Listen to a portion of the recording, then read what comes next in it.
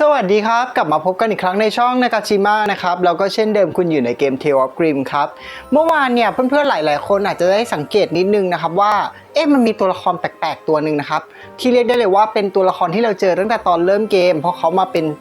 ผู้สอนในระบบแนะนำต่างๆของเกมนั่นเองครับเวลาเราได้มีการปลดล็อก achievement ใหม่ๆหรือว่าปลดล็อกในส่วนของเนื้อหาใหม่ๆตัวละครตัวนี้ก็จะเป็นคนสอนคนแนะนำตั้งแต่ในเรื่องของ resonance ในระบบใน Magic Tower แล้วก็อะไรต่างๆนะครับเรียกได้เลยว่าเป็นอีกตัวละครหนึ่งที่มีความสำคัญกับเกมนี้มากเลยนะครับซึ่งตัวละครนี้เนี่ยในเกมจะชื่อว่าเฟย์ครับหรือว่าเรียกอีกชื่อหนึ่งแบบทางการของเธอเนี่ยก็คือ Wisdom Bird นั่นเองครับเมื่อวานเธอโผล่มาอยู่แป๊บหนึ่งจริงนะครับก็คือตั้งแต่ตอนเที่ยงถึงตอนประมาณตอนช่วงเย็นของประเทศไทยนะครับก็ประมาณ6 โมงเย็นนั่นแหละแล้วจากนั้นเนี่ยก็มีการปรับแก้ไขนะครับโดยทีมงานก็เอาตัวละครนี้ออกไปนะครับคิดว่าน่าจะเป็นตัวละครใหม่นะครับแต่ว่าแน่นอนครับว่าช่องของเราเนี่ยได้ทำการแคปสกิลทั้งหมดไว้แล้วนะครับเดี๋ยวมีสกิลอะไรบ้างเรามาดูกันเลยครับ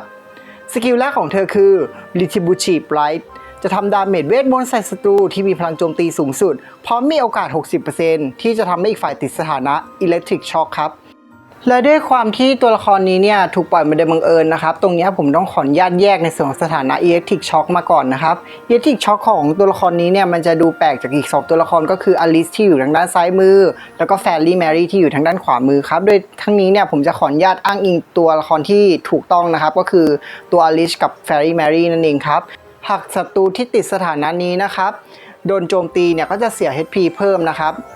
หรือเรียกง่ายๆก็คือโดนดาเมจเพิ่มนั่นเองนะครับซึ่งดาเมจตรงนี้มันจะคำนวณมาจาก 15% ของพลังโจมตีผู้ร้ายนั่นเองครับแล้วก็จะมีผล2เทิร์นนะครับส่วนสกิลที่2คือ Skylark ครับเป็น Passive Skill ที่จะช่วยเพิ่มพลังโจมตี 40% HP 20% แล้วก็อัตราติดคีย์ 15% ครับและสกิลที่3ก็คือ Fatal Meteor ครับซึ่งจะทำดาเมจ 510% ใส่ศัตรูทุกตัวครับแต่ว่าเวลาโดนจริงแต่ละตัวเนี่ยจะโดนดาเมจไม่เกิน 300% นะครับโดยท่าโจมตีนี้เนี่ยมีโอกาส 20% ที่จะทำการเพิ่มอัตราการโจมตีคริติคอลใส่ศัตรูที่มีสถานะ Electric Shock ครับเรียกได้เลยว่าเป็นตัวละครที่ต้องพึ่งประโยชน์จากสถานะ Electric Shock นะครับตัวละครนี้ถึงจะมีประสิทธิภาพมากที่สุดนั่นเองครับแล้วก็มาถึง Passive Skill ที่4ของเธอนะครับชื่อว่า Light of Wisdom นั่นเองครับหากศัตรูติดสถานะ Electric Shock เนี่ยจะทำการเพิ่มอัตราการโจมตีอีก 5% และหาก Wisdom Bird ติดสถานะผิดปกติกลุ่ม Control เนี่ยที่ส่งผลให้เธอเนี่ยไม่สามารถเคลื่อนไหวได้นะครับเช่น Freezing Petrification หรือว่า Stun หรือว่า Paralysis เนี่ยก็จะทำการเปิดใช้งาน Light Quill ขึ้นมาครับโดย Light Quill เนี่ยจะทำการล้างสถานะ Control นั้นนะครับส่งผลให้สถานะ Control นั้นไร้ผลโดยที่มีผล1ครั้งต่อ1เทิร์นเท่านั้นนะครับซึ่งถ้าถามในเรื่องของความน่าสนใจของตัวละครนี้เนี่ยผมพูดตรงๆนะครับสเตตัสของตัวละครนี้เนี่ยสูงมากๆนะครับแต่น่าเสียดายนะครับที่ต้องบอกไว้เลยว่าเธอคงจะไม่ได้อยู่แรง S นะครับเพราะว่าแรง S ที่เป็นสายเมจเนี่ยนอกจากจะทำดาเมจได้เนี่ยคือเธอเหล่านี้ก็ต้องมีสถานะผิดปกติบางอย่างนะครับที่โดดเด่นเช่นคอนโทรลอะไรพวกนี้ครับคือตัวแรกเนี่ยของเราที่อยู่ในแรง S เนี่ยก็คือซินดี้ซึ่งทำให้อีกฝ่ายติดสโลว์ได้ก็คือลดความเร็วศัตรูแล้วก็ยังสามารถที่จะฟรีซศัตรูได้ส่วนตัวที่2เนี่ยอลิสนี่เรียกได้เลยว่าเป็นเด็กปั้นของแท้เลยทีเดียวนะครับเพราะว่าสกิลของเธอเนี่ยนอกจากจะทำให้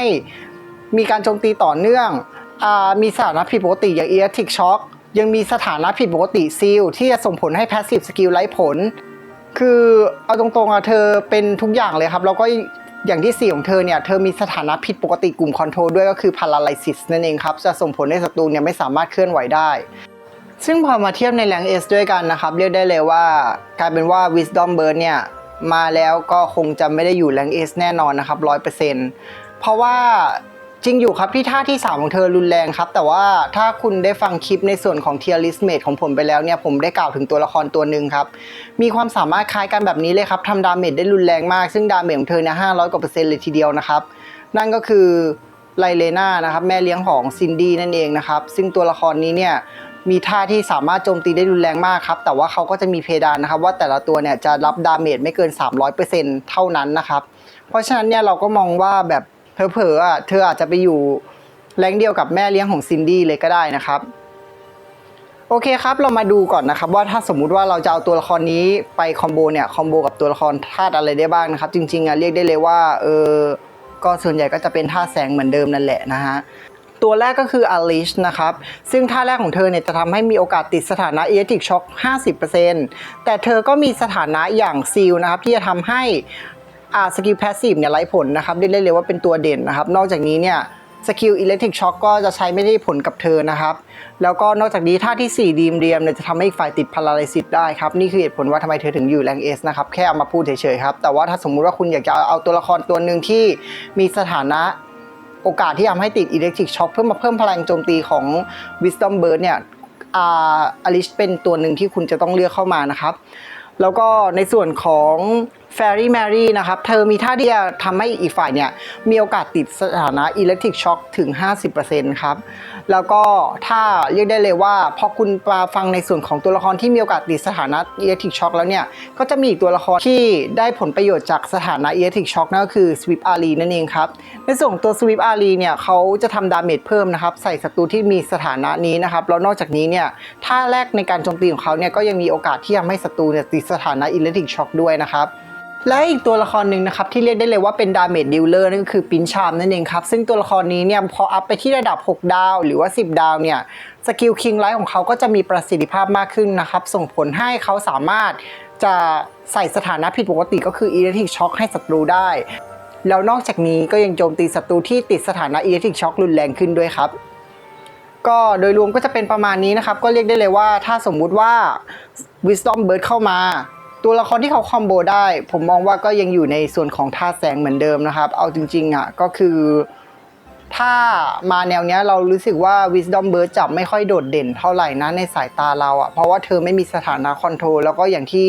หลายๆคนที่เล่นเกมนี้มาเนี่ยก็จะรู้ได้เลยว่าสถานะคอนโทรลเนี่ยมันสำคัญมากจริงๆนะกับเกมนี้พอนอกจากจะช่วยผนึกการเคลื่อนไหวของศัตรูมันก็ยังส่งผลให้ทีมของเรามีโอกาสได้เปรียบในการต่อสู้มากขึ้นนั่นเองครับเราก็หวังว่าในส่วนของพวกเพลเยอร์ใหม่เนี่ยจะหาตัวละครที่มีสถานะคอนโทรลติดไว้สักตัว2ตัวนะครับมันก็จะช่วยในการต่อสู้ของคุณมากขึ้นนั่นเองครับในส่วนของคลิปวันนี้นะครับก็จบลงไปเรียบร้อยแล้วนะครับก็หวังว่าในส่วนตัวละครที่เข้ามาเนี่ยจะมีการปรับปรุงแล้วก็เปลี่ยนในส่วนของค่าสกิลให้มันน่าสนใจมากกว่านี้นะครับเพราะว่าแบบนี้เนี่ยเหมือนไม่ใช่ระดับมิดเลยครับพูดตรงๆเนาะเพราะว่า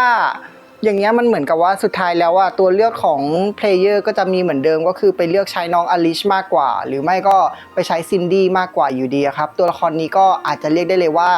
อาจจะไม่ถูกนำไปใช้เช่นเดียวกับแม่เลี้ยงของซินดี้ที่ชื่อว่าไลเลียนานั่นเองครับแล้วเพื่อนๆล่ะครับมีความเห็นอย่างไรบ้างกับตัวละครนี้คอมเมนต์ไว้ใต้คลิปนี้ได้เลยนะครับแล้วก็สำคัญที่สุดนะครับสำหรับเพื่อนๆที่กำลังรอเรื่องคำถามที่ตัวเองถามมานะครับบางคำถามเช่นตีเวอร์บอสตียังไงค่าพลังผมน้อยอยู่ค่าพลังผมค้างตอนนี้ยังขึ้นระดับไม่ได้เลยผมควรจะทำยังไงดีอันนี้เนี่ยเดี๋ยวผมจะพยายามสรุปแล้วก็เรียบเรียงให้ในคลิปต่อไปก็คือคลิปวันพรุ่งนี้นะครับซึ่งจะเป็น F&Q ที่ตอบคำถามในส่วนตรงนี้ทั้งหมดนั่นเองครับก็วันนี้ขอขอบคุณมากเลยนะครับแล้วที่สำคัญอย่าลืมกดไลค์กดแชร์เป็นกำลังใจให้เราวันนี้ขอตัวลาไปก่อนสวัสดีครับ